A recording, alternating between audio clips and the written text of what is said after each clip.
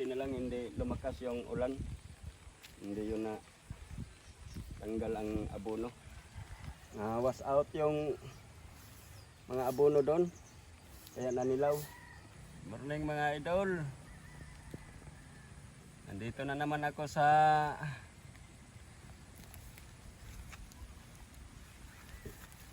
aking tinataniman ng mga gulay.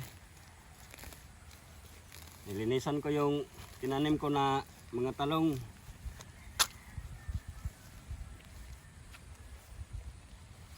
Maliit pa yung mga tanim ko na talong.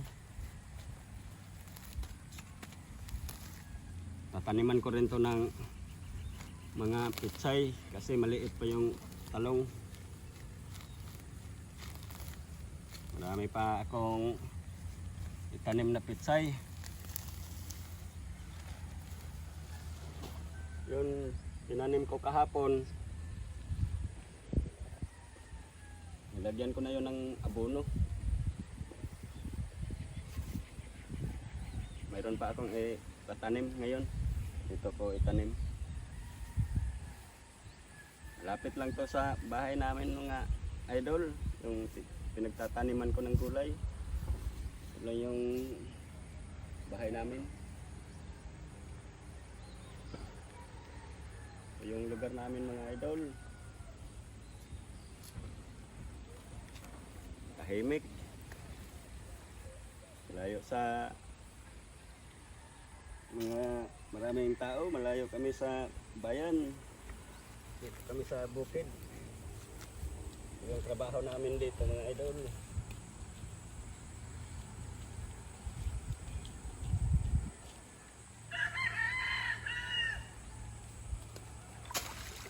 Ganda na yung tubo ng aking mga tinatanim na talong.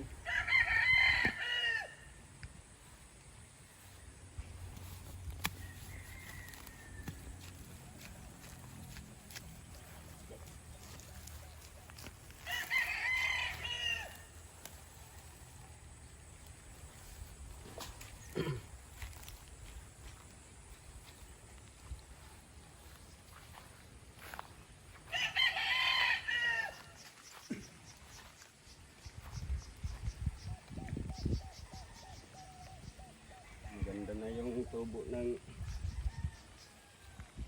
pitsay kahapon ko tinatanim. Buti na lang hindi lumakas yung ulan. Hindi yun na tanggal ang abono.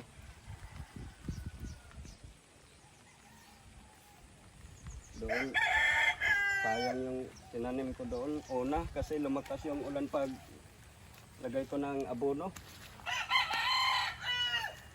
Was out yung mga abono doon. Kaya nanilaw. Ito maganda to. Hindi lumakas yung ulan pag lagay ko ng abono. Sayang lang doon, no? Kalahating sako pa naman yung inaabono ko doon mga idol. Sayang lang. Nanilaw yung pitsay.